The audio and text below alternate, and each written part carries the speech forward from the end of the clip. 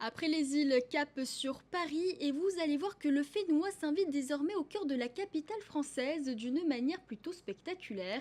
Images géantes, décors immersifs, cuisine inspirée de la Polynésie, un ancien cinéma du 5e arrondissement propose désormais un véritable voyage sensoriel au milieu du Pacifique. Et parmi les invités présents sur place, une ambassadrice de marque du Fénois que vous reconnaîtrez sans aucun doute. C'est un sujet signé de nos correspondants parisiens.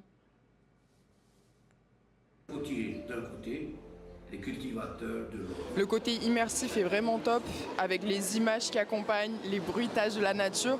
Et c'est surtout ce qui est véhiculé sur notre culture, notre histoire.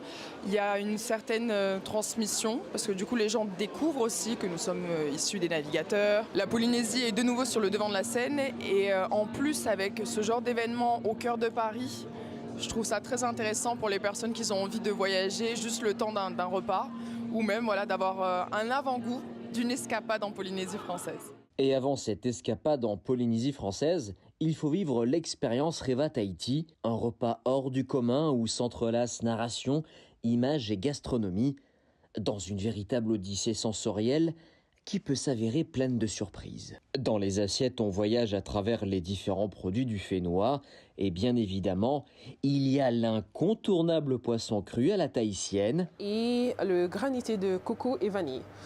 C'est une assiette qui joue beaucoup sur les textures et sur les températures. On a des choses qui sont très froides, des choses qui sont à température ambiante, des choses qui viennent du frigo. C'est une balance sur les températures.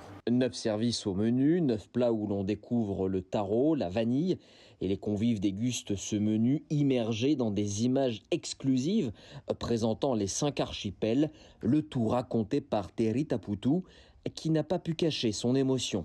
J'avais un peu les larmes parce que je me voyais quand j'étais jeune.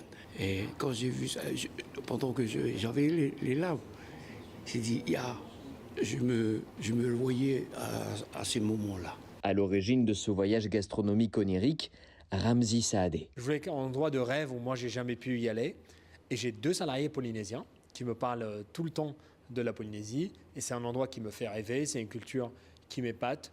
Je trouve qu'on a encore beaucoup de cultures autochtones. La diversité des 118 îles et les 5 archipels m'a beaucoup interpellé. C'est toute l'ambition de l'expérience Reva Tahiti, interpeller les convives par les saveurs et la beauté des images pour créer l'envie.